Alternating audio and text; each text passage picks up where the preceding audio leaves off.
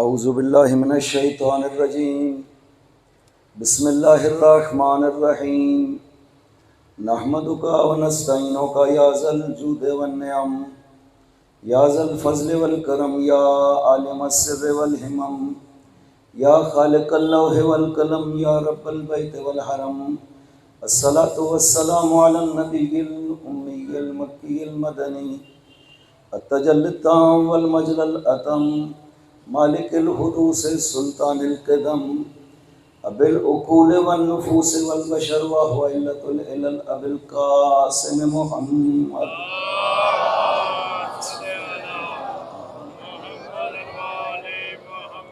وعلى ابن امه ووارث علمه وخلیفته سید الاولیاء والوصیین امیر المؤمنین وعلى السیدة المعصومة الجلیلہ التي هي جوهرة القدس من الكنز الخفي بدت فابدت آليات الأحرف أئمة الغر بل أبيها سيما بقية الله الأعظم في الأرضين روح له الفداء وأرواح العالمين ولعنة الله على أعدائهم أجمعين أما بعد بسم الله الرحمن الرحيم إنما وليكم الله ورسوله والذین آمنوا الذین یقیمون الصلاة ویؤتون الزکاة وهم راکعون والذین یتولون اللہ رسولہ والذین آمنوا فإن حزب اللہ هم الغالبون صلی اللہ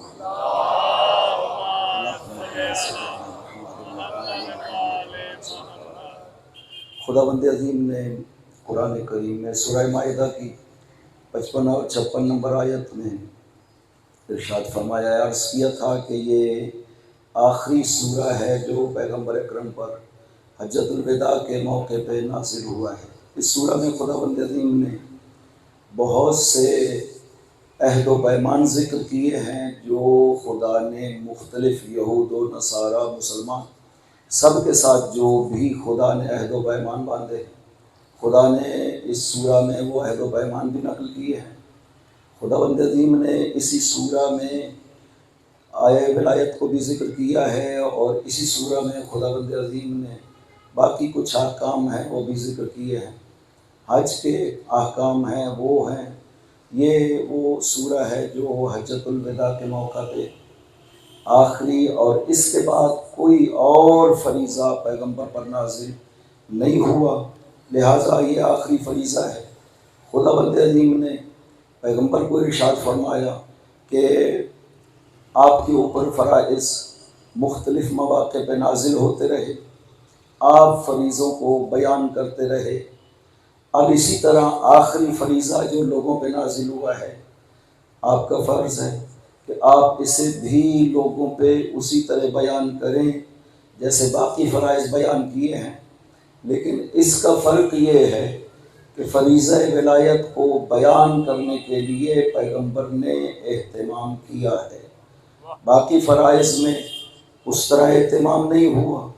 نماز کا حکم آ گیا، پاک پیغمبر نے وہیں پہ فرمایا صلو کما رأیتمونی اصلی، اسی طرح نماز پڑھو جیسے مجھے پڑھتے ہوئے دیکھا ہے۔ روزے کا حکم آ گیا، باقی احکام ہے، خدا اسی طرح قرآن میں جیسے حکم ہوتے رہے، پاک پیغمبر وہیں پر بیان کرتے رہے، لیکن یہ فریضہ جو آخری فریضہ نازل ہوا ہے، اس کو بیان کرنے کے لیے خدا نے پاک پیغمبر کی ذمہ داری لگائی ہے۔ میرے نبی اس کے لیے اہتمام کرنا ہے، اس لیے کہ یہ ایسے بیان ہو کہ قیامت تک کے لیے اگر کوئی اسے بھلانا بھی چاہے تو بھلایا نہ جا سکے۔ یا علی یا علی، اسے نہ بھلایا جائے۔ نماز بیان ہو گئی۔ اب نماز ایک ایسا فریضہ ہے جو پاک پیغمبر اتنے مختلف اوقات میں آ کر مسجد میں پڑھتے ہیں، افراد مسجد میں ساتھ پڑھتے ہیں، دیکھتے ہیں ساتھ پڑھی ہے نماز، اس کے باوجود آپ دیکھیے نماز میں کتنا زیادہ اختلاف مسلمانوں کے بیچ میں واقع ہو گیا، پتہ نہیں چل سکا کہ نماز پیغمبر کون سی ہے، اور پیغمبر نماز کیسے پڑھتے تھے، یہ پتہ نہ چل سکا۔ لیکن ایک بات بڑی واضح ہو گئی، صحیح بخاری میں یہ روایت ہے کہ جس دن یوم البصرہ جنگ جمل فتح ہو گئی، مولا علی نے مسجد بصرہ میں نماز پڑھائی، عمران ابن حسین بزرگ صحابی پیچھے نماز پڑھ رہے تھے، نماز کے بعد یہ جملہ کہتے ہیں اپنے ساتھی کو دیکھ کر کہ ذکرنی حاضر رجل صلاۃ رسول اللہ، آج علی نے ہمیں رسول کی نماز یاد کروا دی ہے۔ علی ولی اللہ نعرہ حیدری یا علی یا علی، یعنی ہم نے بھلا دی تھی نماز رسول خدا۔ وہ کہتے ہیں آج ہم نے علی کے پیچھے نماز پڑھی، ہمیں نماز رسول یاد آ گئی۔ یہ فرق پڑ گیا تھا، اس حد تک دین میں اختلاف ہو گیا تھا۔ خداوند عظیم نہیں چاہتا کہ یہ جو اساس و بنیاد ہے تمام شریعت کی، ولایت خداوند عظیم نے اس طرح بنا کر بھیجی ہے کہ یہ تمام شریعت کی اساس و بنیاد ہے۔ یہ حدیث یہاں پر سمجھ آتی ہے جو امام محمد باقر علیہ الصلوۃ والسلام اللہم صلی علی محمد و آل محمد ارشاد فرمائی ہے کہ بنی الاسلام علی خمس، الصلاۃ والزکوٰۃ والصیام والحج والولایہ، اسلام کی اساس و بنیاد 5 چیزیں ہیں، نماز ہے، زکوٰۃ ہے، حج ہے اور روزہ ہے، اور آخر میں فرمایا والولایہ، ولایت اساس اسلام ہے۔ اگلا جملہ بڑا خوبصورت فرمایا وَلَمْ يُنَادَ بِشَيْءٍ كَمَا نُودِيَ بِالْوِلَایَہ، کسی اور فریضہ کی اس طرح سے دعوت نہیں دی گئی ہے جس طرح ولایت کی دعوت دی گئی ہے۔ میں نے عرض کیا کہ جن فرائض کی دعوت عام انداز میں پاک پیغمبر نے مدینہ میں دی، ان کا حال یہ ہوا، سب سے بہتر، سب سے بڑھ کر، سب سے زیادہ جس پر عمل ہوا وہ نماز تھی۔ نماز اس طرح تبدیل ہو گئی، نماز میں اتنا فرق پڑ گیا کہ جنگ جمل لگ بھگ کوئی 36 ہجری کے قریب جو ہے وہ جنگ جمل ہوتی ہے، اور 11 ہجری کو پاک پیغمبر دنیا سے تشریف لے جاتے ہیں۔ اس کا مطلب ہے کہ یہ جو کوئی 23-24 سال ہیں، اتنے ہی گزرا تھا عرصہ پاک پیغمبر کو کہ عمران ابن حسین جیسا بزرگ صحابی گواہی دیتا ہے کہ نماز تبدیل ہو گئی تھی۔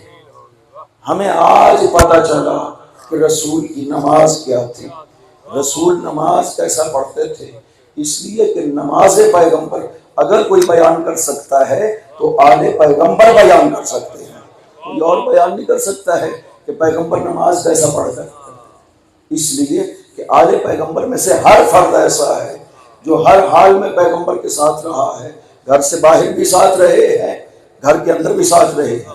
یہ بتا سکتے ہیں کہ پیغمبر نے گھر سے باہر کیسی نماز پڑھی ہے اور گھر کے اندر نماز کیسی پڑھی ہے، بلکہ حسن و حسین تو یہ کہیں گے نانا نماز پڑھا کرتے تھے، ہم پشت پیغمبر پہ سوار ہوا کرتے نعرہ حیدری تھے۔ یا علی یا علی، نہ صرف بلکہ پاک پیغمبر نے شب معراج پڑھی ہے، انہوں نے وہ نماز بھی دیکھی ہوئی ہے۔ خداوند عظیم نے پیغمبر سے شب معراج جب پہنچے وہاں پہ تنہا پیغمبر، تو پاک پیغمبر کو خدا نے بڑی عجیب بات کہی کہ کہا توضع اسبغ الوضو من سعد وصلی رکعتین یا احمد، یہاں میرے حضور میں یہ چشمہ سعد ہے، یہاں سے وضو کریں اور میرے سامنے 2 رکعت نماز کو پڑھ کر کے مجھے دکھائیں۔ وہاں پہ بھی پیغمبر نے نماز پڑھی ہے۔ تو پاک پیغمبر کی نماز، فریضے، دین، اس طرح سے یہ حال ہوا۔ خدا نہیں چاہتا تھا کہ یہ جو ولایت ہے اس کا بھی حال یہی ہو، اس میں بھی اختلاف واقع ہو جائے، لہٰذا فرمایا گیا اس کا اہتمام ہونا چاہیے، یہ لوگوں تک ایسے پہنچائی جائے کہ اس میں کوئی شک و شبہ۔ یہی وجہ ہے کہ حدیث غدیر میں کوئی شک و شبہ نہیں کر سکا، باقی ہر چیز میں شک و شبہ ہوا ہے، لیکن حدیث غدیر میں شک و شبہ نہیں ہو سکا، کیونکہ اس کو پاک پیغمبر نے بیان اس انداز میں کیا ہے، ماحول ایسا بنایا پاک پیغمبر نے کہ ہر کوئی ماننے پہ مجبور ہوا کہ پاک پیغمبر نے غدیر خم میں یہ اعلان فرمایا تھا من کنت مولا ہو فہذا علی مولا۔ ولایت پیغمبر اور ولایت علی اور پیغمبر نے دونوں کو ملا کر ذکر فرمایا اور وہاں پہ معنی بھی فرما دیا تھا، الست اولیٰ بکم من انفسکم، لوگوں مجھے تمہاری جانوں پہ تم سے زیادہ حق حاصل ہے یا حاصل نہیں ہے؟ سب نے اعتراف کیا کہ آپ کو حق حاصل ہے۔ یہ در حقیقت تفسیر ہے ولی کی اور تفسیر ہے مولا کی، جو پاک پیغمبر نے سوال کیا ہے وہاں پر لوگوں سے کہ ولی وہ ہوتا ہے جسے ہر کسی پر اس کی جان اور اس کی مال پر سب سے زیادہ، حتی خود اس کی ذات سے بھی زیادہ، جسے حق حاکمیت اور حق تصرف حاصل ہو، اسے ولی کہا جاتا ہے۔ یا علی یا علی، یہ سورہ احزاب کی آیت، خداوند عظیم نے پیغمبر کے لیے یہ ارشاد فرمایا النبی اولیٰ بالمؤمنین من انفسہم، کہ نبی مومنین پر ان کی جانوں سے زیادہ حق رکھتے ہیں۔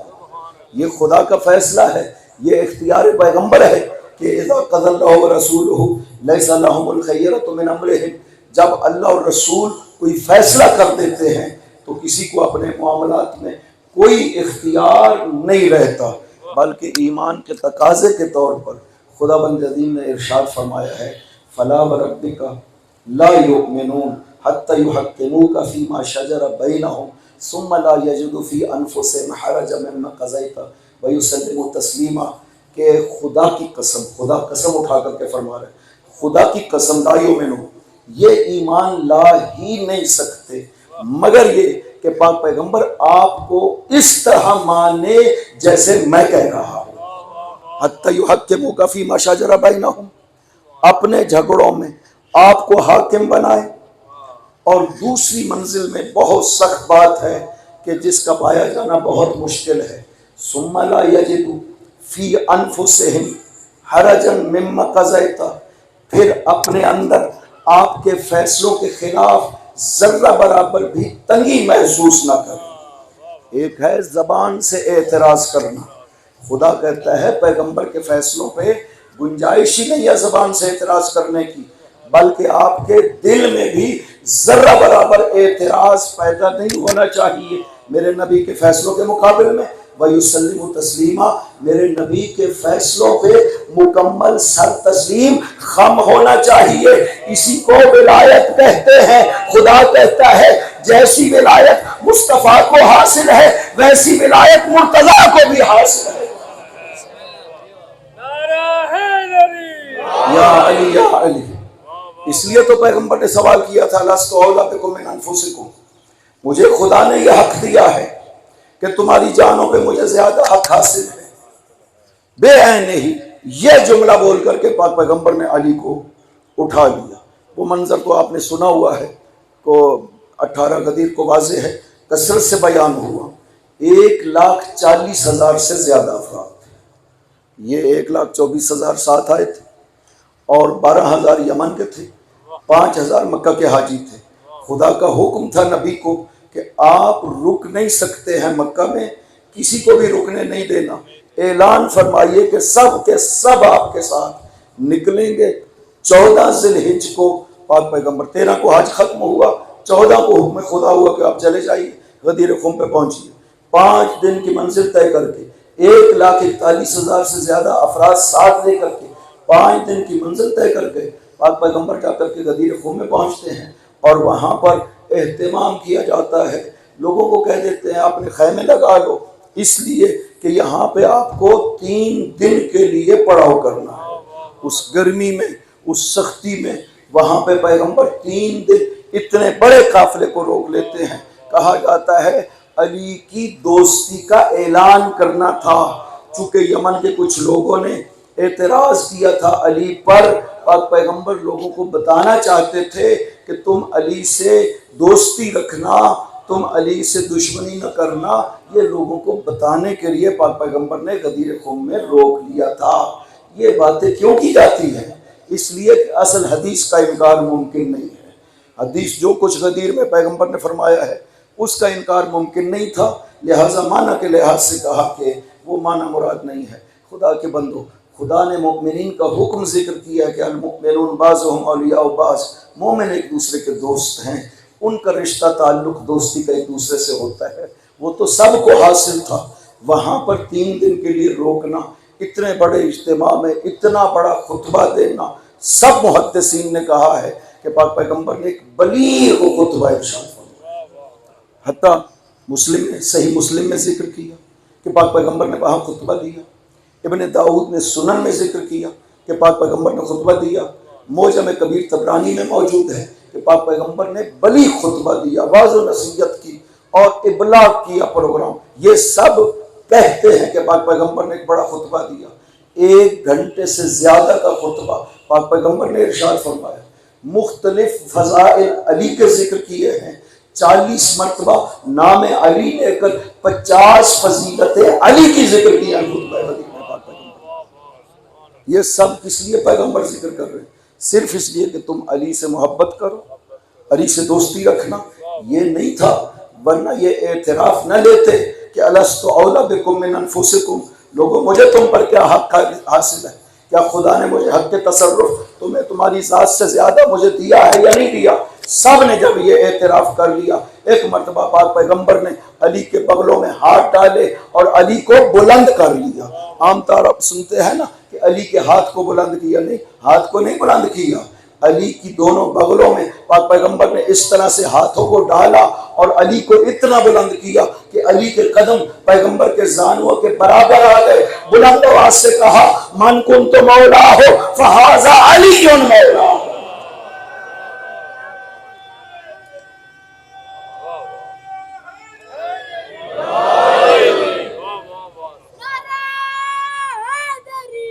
یا علی یا علی، اس اہتمام سے، اور پھر اللہم وال من والہ وعاد من عادہ وانصر من نصرہ واخذل من خذلہ۔ خدایا ہر اس سے محبت کرنا جو علی سے محبت کرے، ہر اس سے دشمنی کرنا جو علی سے دشمنی کرے، ہر اس کا ساتھ دینا جو علی کا ساتھ دے، ہر اس کا ساتھ چھوڑ دینا جو علی کا ساتھ چھوڑ دے۔ یہاں ایک بات، اس دعا کو سب نے قبول کیا کہ پاک پیغمبر نے یہ دعا فرمائی ہے۔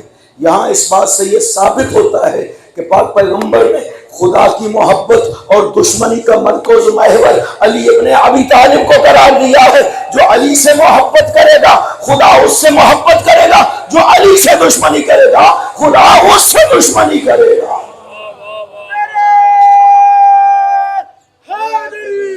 یا علی یا علی،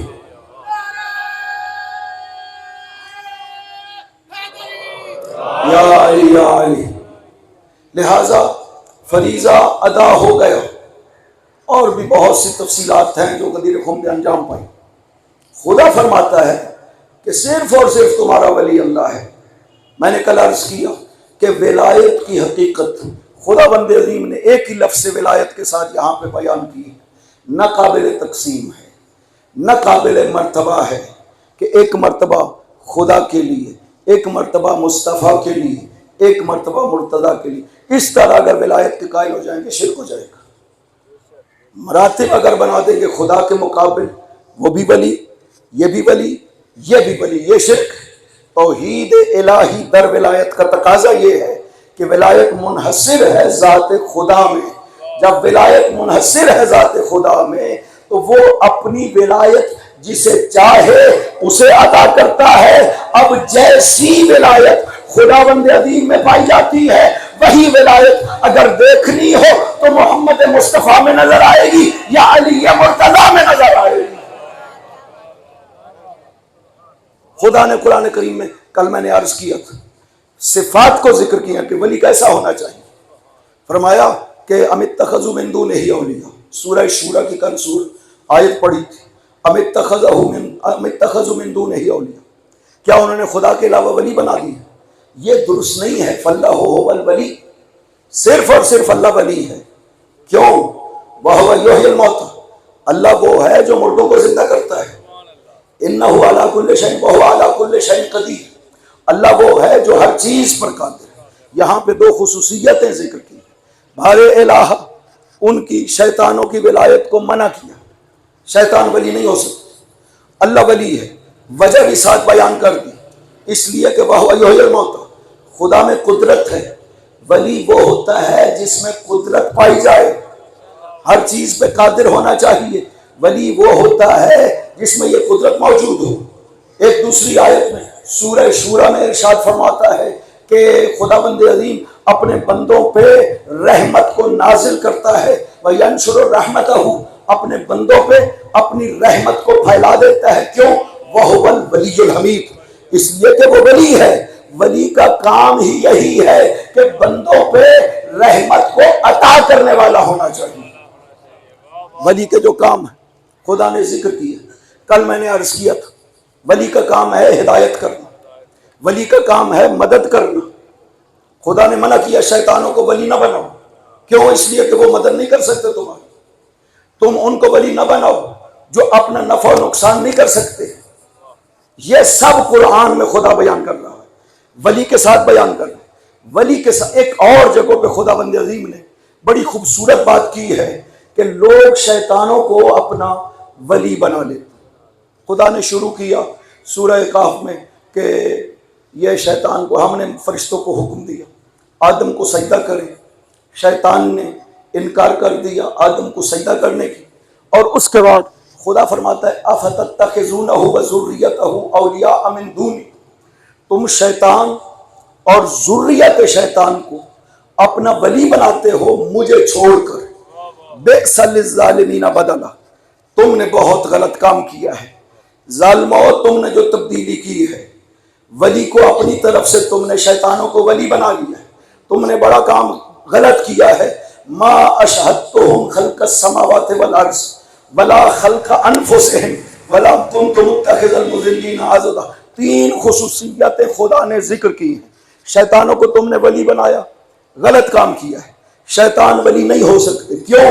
اس لیے کہ پہلا ما اشہدتہم خلق السماوات والارض، میں نے ان شیطانوں کو زمین و آسمان کی خلقت کا شاہد نہیں بنایا ہے۔ دوسرا فرمایا کہ میں یہ اپنی نو کے افراد کی خلقت کے بھی شاہد نہیں تھے۔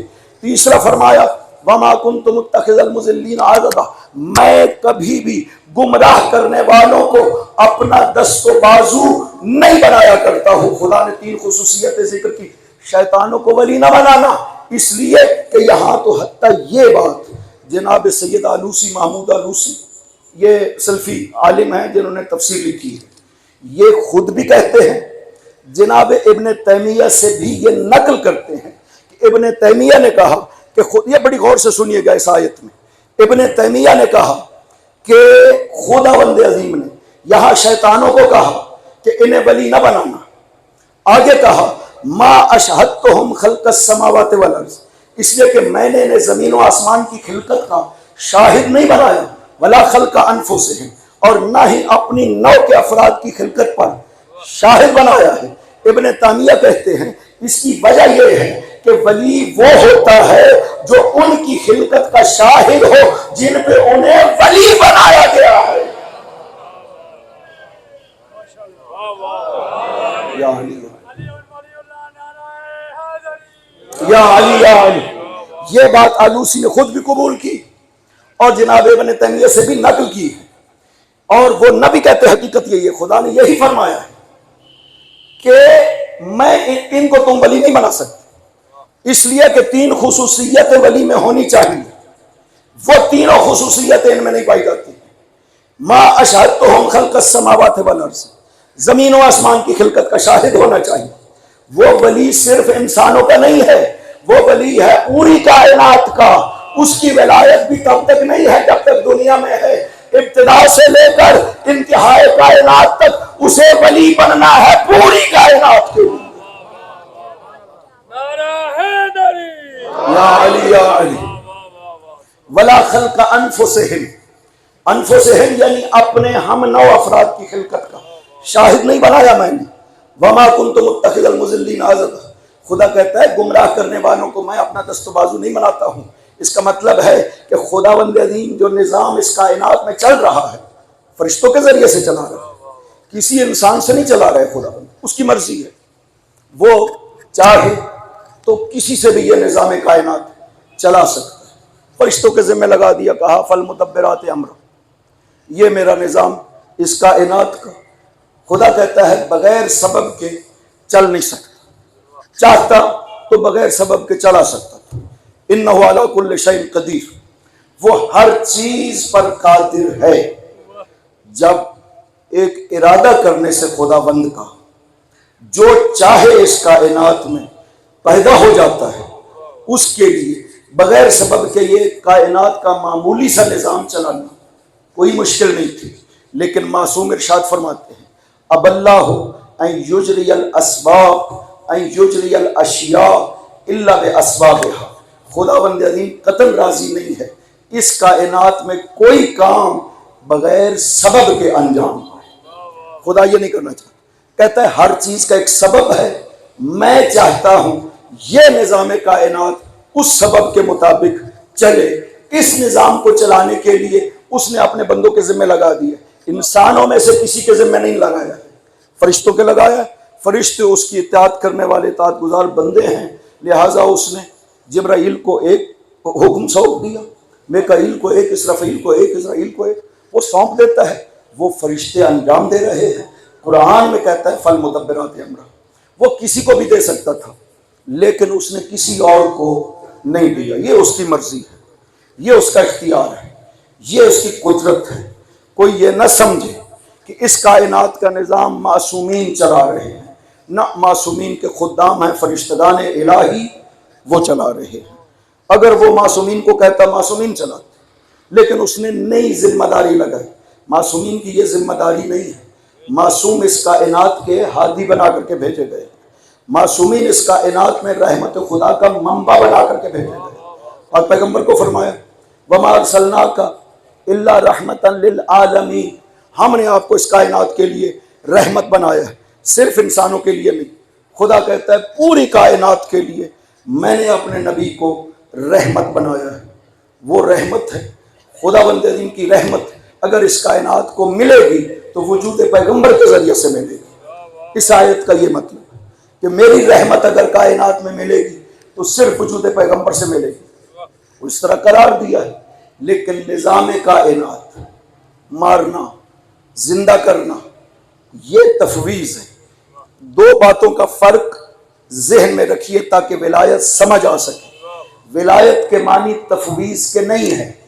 تفویض کا مطلب ہے کہ خدا نے کائنات کا نظام ان بندوں کو بنا کر ان کے ذمہ کر دیا ہے، اب خدا کوئی دخالت نہیں کرتا، اس کے یہ بندے ہیں جو نظام کائنات چلا رہے ہیں، یہ ہے تفویض۔ معصومین نے ارشاد فرمایا ہے، اکثر معصومین سے یہ حدیث موجود ہے، ان المفوض لعنہم اللہ، جو بھی تفویض کا قائل ہے ہمارے بارے میں اس پر اللہ کی لعنت ہو۔ ہم معصومین کے تابع ہیں، جو معصوم نے فرمایا ہم اس کو مانتے ہیں، یہ ہے تفویض۔ ہم تفویض کے قائل نہیں ہیں کہ خدا نے نظام کائنات ان ہستیوں کے ذمہ لگایا، نہ، یہ حق خدا ہے، جس کے وہ ذمہ لگائے اس کا اختیار ہے، اس نے فرشتوں کو کہا وہ چلا رہے ہیں۔ یہ جو ہم ولایت کی بات کر رہے ہیں، خداوند عظیم نے ان ہستیوں کو یہ قدرت عطا کی ہے کہ جب کائنات میں اس طرح کا کوئی کام کرنا چاہے تو انجام دے سکتے ہیں، اسے ولی کہا جاتا ہے۔ یا علی، علم ایسا ہونا چاہیے کہ پوری کائنات میں محیط ہونا چاہیے، تب ولی بن سکے گا۔ خلقت کے لحاظ سے پوری کائنات سے پہلی مخلوق ہونی چاہیے تاکہ پوری کائنات کا شاہد بن سکے۔ خدا نے قرآن کریم میں شاہد کہا ہے، اور بڑی خوبصورت آیت آپ سنتے رہتے ہیں۔ خدا ارشاد فرماتا ہے وَكَذَلِكَ جَعَلْنَاكُمْ أُمَّةً وَسَطًا لِتَكُونُوا شُهَدَاءَ عَلَى النَّاسِ وَيَكُونَ الرَّسُولُ عَلَيْكُمْ شَهِيدًا، ہم نے آپ کو امت وسط قرار دیا تاکہ آپ لوگوں پہ شاہد بنے، گواہ بنے، اور رسول تم پر گواہ بنے۔ اس کا مطلب ہے کہ یہ ساری امت تو مراد نہیں ہے، کیونکہ اسی امت پر گواہ بننا ہے، بس وہ خاص ہستیاں مراد ہیں جن کو خدا کہہ رہا ہے کہ ہم نے رسول کے علاوہ آپ کو شاہد بنایا ہے، آپ اس امت کے شاہد ہیں۔ شاہد ضروری ہے کہ ہر واقعہ کو اپنی آنکھوں سے دیکھے تاکہ شہادت دے سکے۔ اگر یہ معصوم ہستیاں شاہد امت ہیں تو اس کا مطلب ہے کہ امت کا جو فرد بھی جو عمل انجام دیتا ہے معصوم اس کو دیکھ رہا ہوتا ہے۔ یا علی یا علی. وہ دیکھ رہا ہے تاکہ کل شہادت دے سکے. لیکن شہادت میں اور ولایت میں یہ فرق ہے کہ شہادت صرف معصوم کی زندگی تک. گواہی جو معصوم اپنے دور میں موجود ہے وہ گواہ ہے. جب وہ اپنے دور دنیا سے چلا جاتا ہے اس کے بعد دوسری ہستی کی نوبت آتی ہے. یہ سب سے بڑی دلیل ہے یہ آیت. یہ جو خدا فرما رہا ہے کذالک جعلناکم امۃ وسطا، یہ سب سے بڑی دلیل ہے کہ جب تک کائنات باقی ہے آل محمد کا کوئی نہ کوئی فرد کائنات کے انتہا تک باقی رہنا چاہیے تاکہ شاہد خلق بن سکے خدا کی طرف. یا علی یا علی. چونکہ شہادت صرف تب تک ہے جب تک دنیا میں موجود. جب دنیا سے چلا جائے شہادت کا دور ختم ہو جاتا ہے، اگلی ہستی کا دور آ جاتا ہے جو دنیا میں موجود ہے. لہٰذا آج امت موجود، قیامت تک کے لیے امت پیغمبر باقی ہے. لہٰذا وہ شاہد بھی امت کا قیامت تک کے لیے باقی رہنا چاہیے، اسی سطح کا جس سطح کے پیغمبر تھے، علی تھے اور باقی ائمہ، اسی سطح کا شاہد اس کائنات میں باقی رہنا چاہیے. یہ ہے شہادت. لیکن ولایت اس طرح نہیں ہے کہ ولی جب تک دنیا میں ہے تمہارا ولی ہے. نہ، خدا نے ولایت اپنی ولایت کے طور پہ ذکر کی ہے. انما ولیکم اللہ، تمہارا ولی اللہ ہے. کہا وہی ولایت دیکھنی ہو رسول میں اور علی میں. اس کا مطلب ہے کہ دنیا میں لوگوں کے آنے سے پہلے بھی ولی تھا. جب تک دنیا ہے تب بھی ولی ہے. دنیا ختم ہو جائے گا ولی کی ولایت پھر بھی باقی رہے گی. یا علی یا علی یا علی یا علی. لہذا ولایت کو سمجھنا ضروری ہے. یہ یوں نہیں ہے کہ اس کا محدود دور ہو. علی جب تک دنیا میں تک ختم ہو. غدیر میں علی کی ولایت شروع نہیں ہوئی ہے، غدیر میں اعلان ولایت علی. علی تب سے ولی ہے جب سے پیغمبر نبی ہیں. پیغمبر نے فرمایا کنت نبیا وآدم بین الماء والطین. علی نے کہا کنت ولیا وآدم بین الماء، اور میں تب سے ولی ہوں جب سے محمد نبی ہے. آدم ابھی مٹی اور پانی میں تھا، وہ نبی تھے، میں ولی تھا. یا علی یا علی.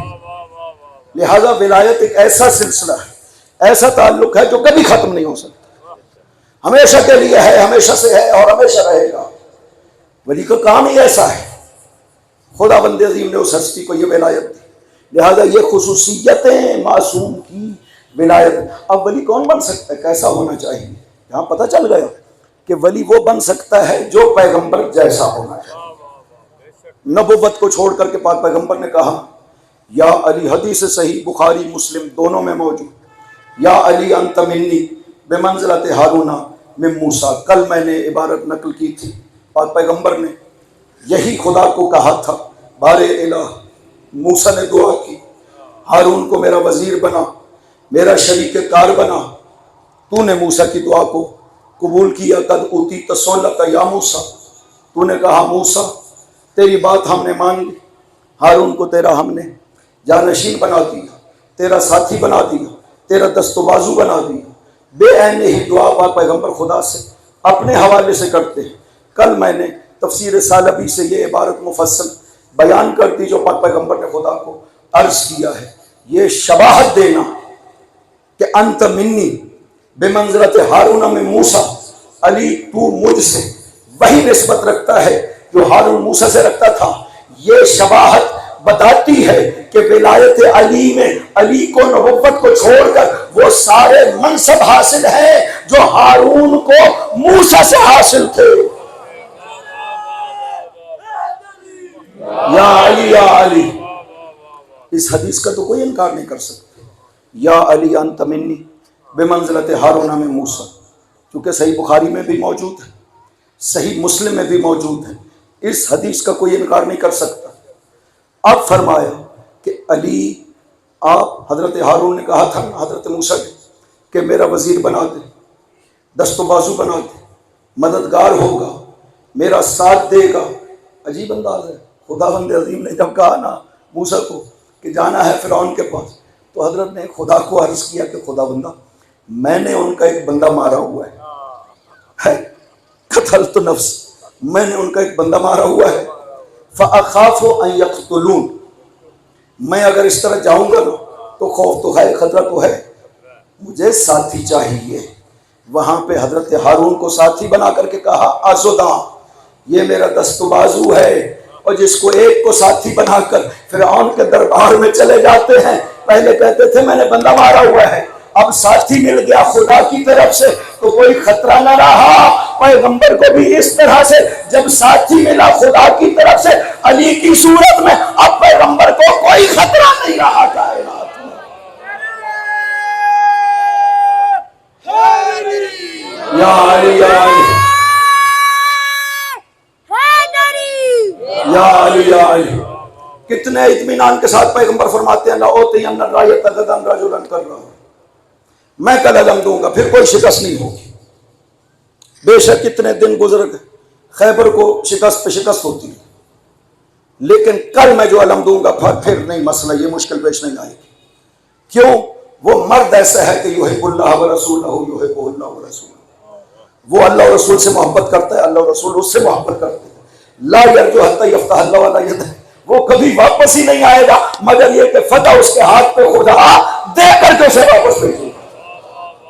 یہ دست و بازو ہے، یہ نبی کہتے ہیں کہ ہمیں ایسا دست و بازو چاہیے، یہ پیغمبر کا ساتھی بن سکتا ہے، یہ پیغمبر کے بعد ولی بن سکتا ہے، یہ پیغمبر کی زندگی کے بعد پیغمبر کی شہادت اور پیغمبر کی نبوت کو لوگوں کے لیے ثابت کر سکتا ہے۔ جو ایسا ہونا چاہیے اس کو رسالت کا بھی علم ہو، کتاب رسول کا بھی علم ہونا چاہیے، تب وہ نبوت و رسالت پیغمبر کو لوگوں پہ ثابت کر سکتا ہے۔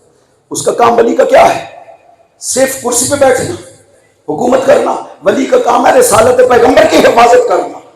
اگر کبھی کسی کو شک ہو رسالت پیغمبر پہ، وہ ثابت کر سکے کہ میرے رسول حق تھا، ہمارا دین و شریعت حق ہے، یہ ولی کا کام ہے کہ نبی کے بعد ثابت کرے کہ میرا نبی سچا تھا، میرے نبی کی نبوت حق تھی۔ یہ کس نے ثابت کیا ہے؟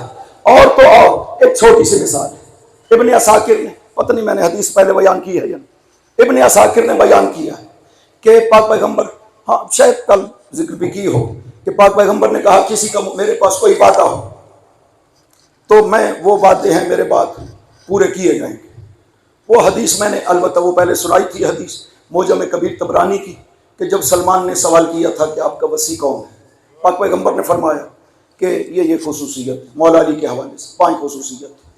اس کے بعد اب وعدے ہو گئے پاک پیغمبر کے، قرضے ہیں اور بھی امانتیں ہیں، یہ سب کے سب پاک پیغمبر کے بعد واپس ہونی ہے، وعدے پورے ہونے ہیں۔ جس وقت حضور دنیا سے تشریف لے جاتے ہیں، ابن عساکر تاریخ بغداد مدینہ دمشق میں اس کو نقل کرتا ہے کہ حضور جب دنیا سے چلے جاتے ہیں تو بحرین سے خراج آ گئے، اسی کا وعدہ دیتے تھے، بحرین سے خراج آئے گا، ہم آپ کو اتنا دیں۔ خراج لگان جو وہاں پہ زمینوں پہ لگتا تھا، کھجوروں کی شکل میں کافی مقدار میں کھجوریں آ جاتی تھی، تو پھر پاک پیغمبر اسے تقسیم کیا کرتے تھے۔ پاک پیغمبر نے وعدے کر رکھے تھے تجھے بھی اتنا دوں گا، تجھے بھی اتنا دوں گا، بس وہ بحرین کا خراج آ جائے۔ دنیا سے تشریف لے گئے، یہ بھی خاص بندوبست تھا پہچان کروانے کے لیے، دنیا سے تشریف لے گئے، بحرین کا خراج آ گیا۔ جناب حضرت ابو بکر نے یہ اعلان کیا کہ جس سے پیغمبر نے جو وعدہ کیا ہوا ہے وہ کھڑا ہو جائے۔ ایک صحابی کھڑے ہوئے، انہوں نے عرض کیا کہ ان رسول اللہ وعدنی ان یؤتینی ثلاث حسیات من التمر، کہ رسول خدا نے مجھ سے وعدہ فرمایا تھا جب یہ خراج آئے گا مجھے 3 مشت بھر کھجوریں عطا کریں گے، اب دے دیجیے۔ انہوں نے فرمایا درست ہے، تم صحابی ہو، تم فرما رہے ہو پاک پیغمبر نے یہ وعدہ کیا ہے، ہم آپ کو دیں گے، لیکن ہمارے لیے مشکل یہ ہے کہ جو وعدہ ہوا ہے وہ پاک پیغمبر کے ہاتھ کا ہوا ہے، پیغمبر کی مشت کا ہوا ہے، ہمیں پتہ نہیں ہے کہ پیغمبر کی مشت میں کتنی کھجوریں آتی ہیں، ہم اگر زیادہ دے دیں گے تو بیت المال سے دے نہیں سکتے ہیں، اگر کم دے دیں گے تو تیرا حق مارا جائے گا، اب اس مشکل کا حل کیا کیا جائے؟ حضرت ابو بکر نے فرمایا علی کو بلایا جائے۔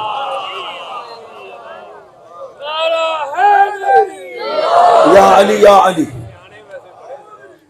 انہوں نے فرمایا علی کو بلایا جائے۔ علی آئے، انہوں نے کہا کہ یا علی یہ وعدہ ہوا تھا پاک پیغمبر کا، وعدہ تھا پاک پیغمبر کی 3 مشت کھجوریں، علی آپ 3 مشت کھجوریں بھر کے اسے دے۔ اور جب پہلی مشت دی نا تو آپ نے فرمایا حضرت نے کہ آپ ذرا شمار کریے. شمار کی گئی تو 60 کھجوریں تھیں. علی نے دوسری مشت بھری دی, کہا گنو, گنی گئی 60 کھجوریں تھیں. علی نے تیسری مشت بھری, گنی گئی 60 کھجوریں تھیں. ہر 3 مرتبہ 60 کھجوریں دی. حضرت ابوبکر کہتے ہیں صدق اللہ و رسولہ, اللہ و رسول نے سچ فرمایا. اصحاب نے پوچھا کس بات کا؟ کہا میں اور نبی پاک جس وقت غار حرا سے نکلے تھے نا مدینہ جانے کے لیے, پاک پیغمبر نے بغیر کسی تمہید کے مجھے کہا تھا یا ابا بکر ان کفی و کف علی فی العدل سواء, میری ہتھیلی علی کی ہتھیلی عدالت میں برابر رہا کرتی ہے.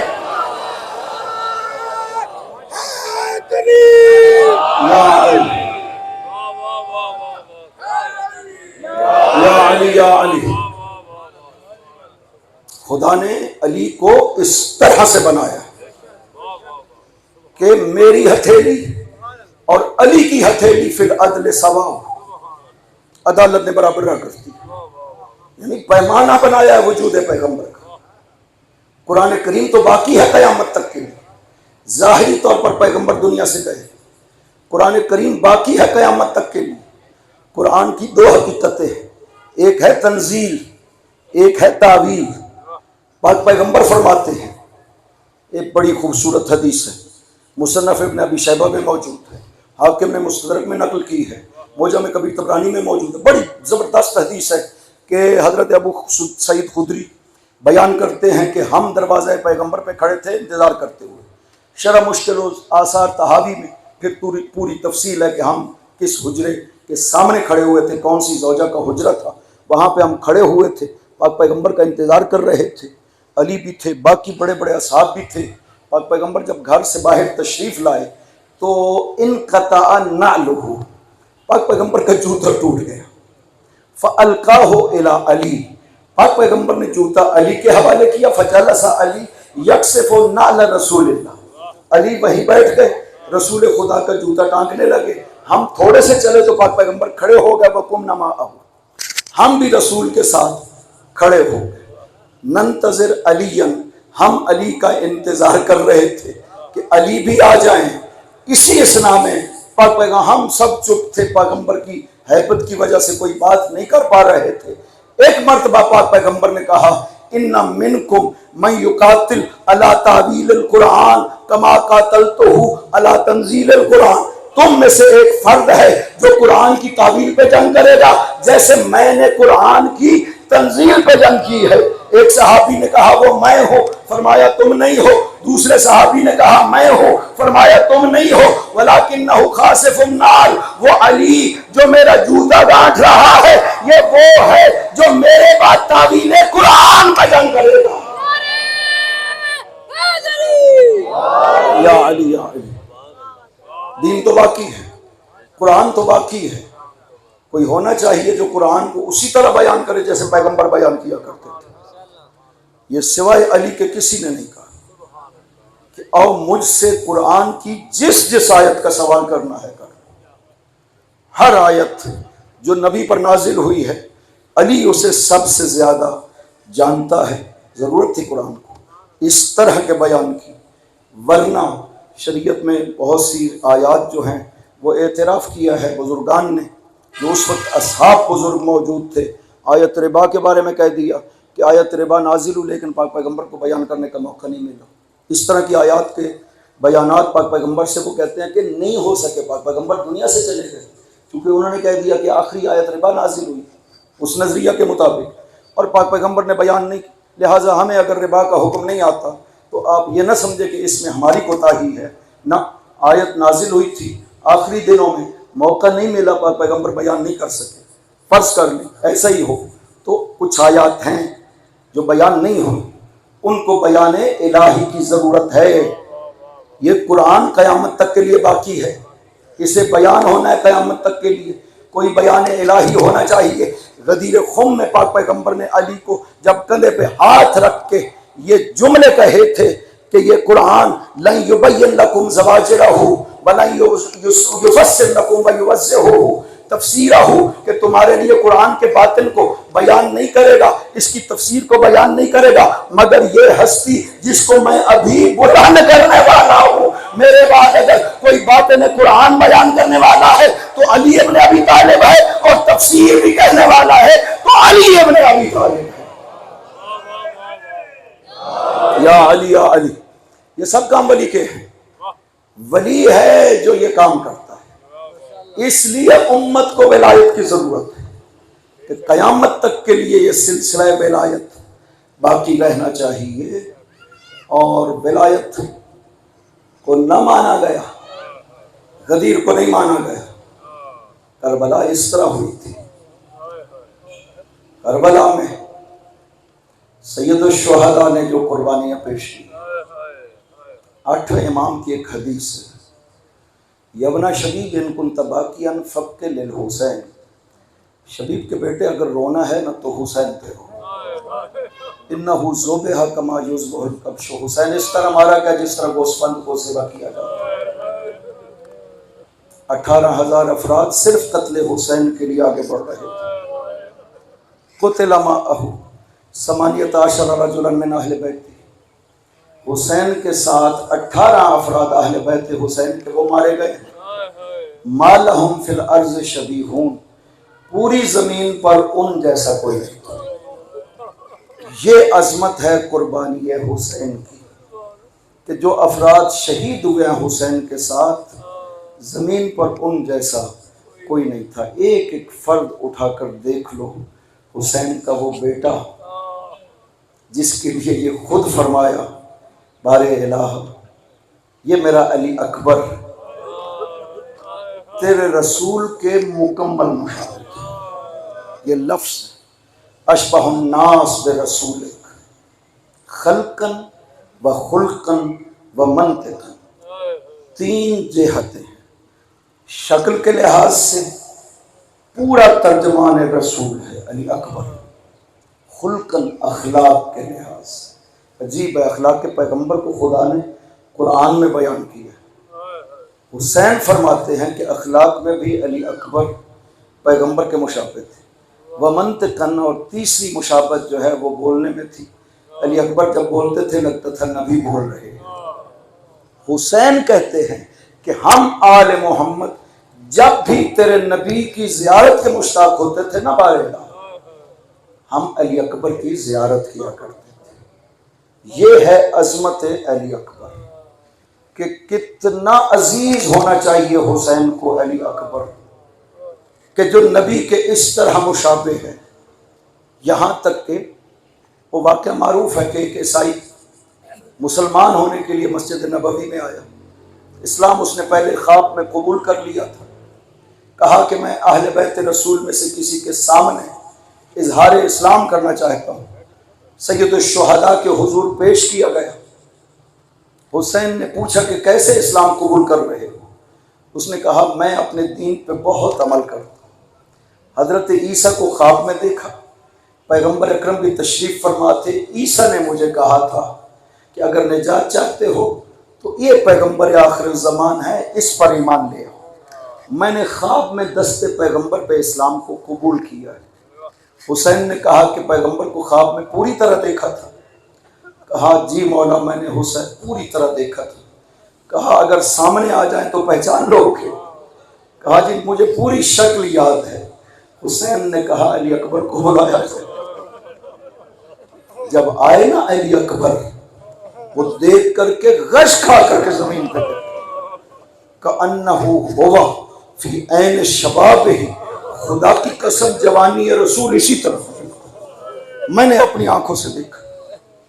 کتنا عزیز ہونا چاہیے حسین کو علی اکبر، کتنی سخت ہے شہادت علی اکبر آل محمد کی۔ ایک عالم بیان کرتے ہیں ایران کے کہ میں جوانوں کو لے کر کے کربلا زیارت پہ گیا، شب عاشور پہنچا میں روضہ حسین پر، شب جمعہ کو پہنچا روضہ حسین پر۔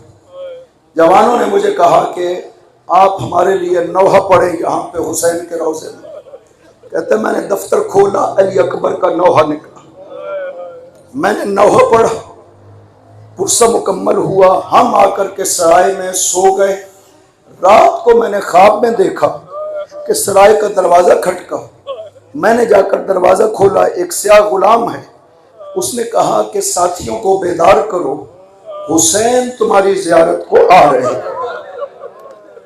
کہتا میں واپس دوڑا خواب کی حالت، خواب میں بھی ساتھی سوئے ہوئے تھے، میں انہیں بیدار کر رہا، جلدی کرو حسین آ رہے ہیں۔ ساتھی بیدار ہو گئے، خواب میں ہم دیکھ رہے ہیں حسین داخل ہوئے، ہم کھڑے ہو گئے، حسین نے کہا تم تھکے ہوئے ہو بیٹھ جاؤ۔ میں نے عرض کیا مولا ہم غلام حاضر ہوتے ہیں، آپ کیوں تشریف لائے ہو؟ فرمایا میں 3 کاموں کے لیے تمہارے پاس آیا۔ پہلا یہ کہ جو کوئی میری زیارت کو آتا ہے میں حسین اس کی زیارت کو ضرور جاتا ہوں۔ دوسرا میرا پیغام ہے واپس جاؤ تمہارے گاؤں میں جو مجلس ہوتی ہے، ایک بوڑھا جو جوتوں میں بیٹھتا ہے اسے حسین کا سلام کہنا۔ تیسرا تم آج آئے تھے میری قبر پر، تم نے علی اکبر کا نوحہ پڑھا تھا۔ میں نے کہا مولا مجھ سے کوئی غلطی ہوئی؟ فرمایا تم سے کوئی غلطی نہیں ہوئی، تم جانتے ہو شب جمعہ میری ماں زہرا میری قبر پہ آتی ہے، اور جب سے تم نے علی اکبر کا نوحہ پڑھا میری ماں چین نہیں کر رہی ہے، اور علی اکبر کی مصیبت میری ماں برداشت نہیں کر پاتی ہے۔ اجرکم علی اللہ۔ اصحاب سب جا چکے، سب سے پہلا شہید حسین کے عزیزوں میں سے علی اکبر آئے بابا کے پاس، عرض کیا بابا مجھے اجازت ہے۔ حسین نے جس نے بھی اجازت مانگی انکار کیا، اجازت نہیں دی، لیکن یہ واحد شہید ہے۔ علی اکبر نے جب اجازت مانگی نا، فنظر الیہ نظر آئس وارخى عینیہ بالدموع، حسین نے ایک مرتبہ علی اکبر کے چہرے پہ دیکھا اور پھر گریہ شروع کر دیا، اتنا روئے کہ غش کھا کر کے گر گیا۔ کہا جاؤ بیٹا خیام سے اجازت لے کر کے، انکار نہیں کیا۔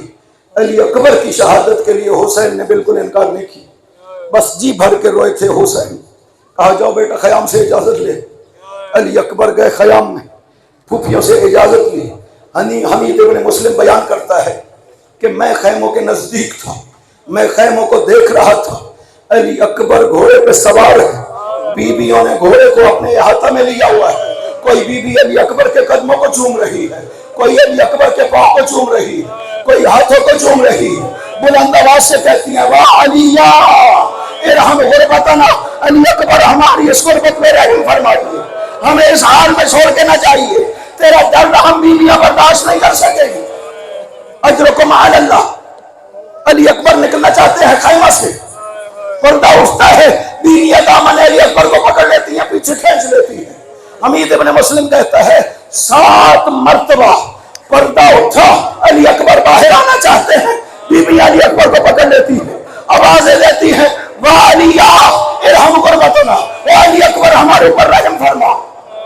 اجرکم علی اللہ۔ حسین گئے، بیویوں کو کہا انہو مقتول فی سبیل اللہ، بیویوں علی اکبر کو اجازت دے دو، یہ راہ خدا میں شہید ہونا جا رہا ہے۔ یہ پہلی منزل ہے جہاں پر حسین بہت جی بھر کر کے روئے۔ جب بیویوں سے علی اکبر کو رخصت کیا، آئے بابا سے رخصت ہوئے، جب رخصت ہو کر کے چلے، پیچھے سے بابا کے چلنے کی آواز آئی، علی اکبر نے مڑ کر کے دیکھا، عرض کیا بابا آپ نے تو اجازت دی تھی، پھر کیوں آ رہے ہیں؟ کہا علی اکبر کاش کوئی تیرا بھی تیرے جیسا بیٹا ہوتا، تجھے پتہ چلتا، اور بیٹا جب موت کی طرف جاتا ہے باپ کی کیا حالت ہوتی ہے۔ اجرکم علی اللہ۔ پھر واپس علی اکبر بابا سے رخصت ہوئی، حسین نے کہا علی اکبر چہرہ پیچھے رکھنا، جب تک جاؤ حسین تمہیں دیکھنا چاہتا ہے۔ علی اکبر چہرے کو پیچھے رکھے، جا رہے ہیں، علی اکبر نے جنگ شروع کی، حسین ایک بلند ٹیلے پہ کھڑے ہو کر کے جنگ کو دیکھ رہے ہیں، بیویاں چہرے حسین کو دیکھ رہی ہیں۔ ادھر علی اکبر جب سپاہ پہ حملہ کرتا ہے، حسین کا چہرہ کھل رہا ہے، بیویاں سمجھ رہی ہیں کہ علی اکبر جنگ میں غالب آ رہا ہے۔ اب ایک مرتبہ اس حالت میں علی اکبر نے ایسی جنگ کی کہ لوگوں کو علی کی شجاعت یاد آ جاتی ہے۔ اس حالت میں 3 دن کا پیاسا علی اکبر 120 لائنوں کو فنار کیا، جدھر رخ کرتا ہے لشکر میں غلغلہ برپا ہو جاتا ہے، کوئی جرت نہیں کر رہا ہے علی اکبر پہ حملہ کرنے کی، لیکن ایک مرتبہ حکم ہوتا ہے سپاہیوں علی اکبر کو گھیرے میں لے لو، علی اکبر کو گھیرے میں لیا جاتا ہے، علی اکبر زخمی ہو رہا ہے، اتنے زیادہ زخم لگے کہ ایک مرتبہ علی اکبر نے سوچا کہ آخری بار اپنے بابا کی زیارت کر لوں، یہ بھی حسین کا امتحان تھا یقینا، اس لیے کہ اب علی اکبر جب میدان سے واپس آتے ہیں نا، اتنا خون علی اکبر کے بدن سے بہ رہا تھا کہ جو زرہ علی اکبر نے پہن رکھی تھی نا، اس سے خون کے قطرے علی اکبر کے گر رہے تھے۔ آ کر کے جو جملہ حسین سے علی اکبر نے کہا نا، اولاد والوں برداشت نہیں ہو سکتا، ایک جملہ کہا، بابا ان العطش قد قتل علی، بابا پیاس مجھے مارے دے رہی ہے، بابا ایک گھونٹ پانی مل جاتا میں جہاد کر سکتا۔ اجرکم علی اللہ، علی اکبر کو پتہ نہیں تھا کہ پانی خیام میں نہیں ہے، ارے حسین کا امتحان تھا۔ حسین نے کہا بیٹا علی اکبر، رسول پر علی پر اور تیرے بابا پہ کتنا سخت ہے، یہ مقام امتحان ہے، ابھی پانی نہیں ملے گا، جاؤ بیٹا ابھی شام سے پہلے اپنے نانا کی خدمت میں پہنچ جانا، نانا پانی لے کر تیرا انتظار کر رہے ہیں۔ اجرکم علی اللہ، آئے علی اکبر جنگ کر، ان زخموں کے باوجود 80 لائنوں کو پھر فنار کیا علی اکبر نے، 200 لائنوں کو فنار کیا۔ مرہ ابن منقذبتی کہتا ہے، حمید ابن مسلم بیان کرتا ہے کہ یہ میرے ساتھ کھڑا ہوا تھا، اس نے کہا کہ میں اس کے باپ پہ اس جوان بیٹے کی موت کا داغ ڈالوں گا۔ یہ چھپ کر کے گیا، اس نے نیزے کا وار کیا جو سینہ علی اکبر پہ لگا، دوسری تلوار اس نے سر علی اکبر پہ ماری۔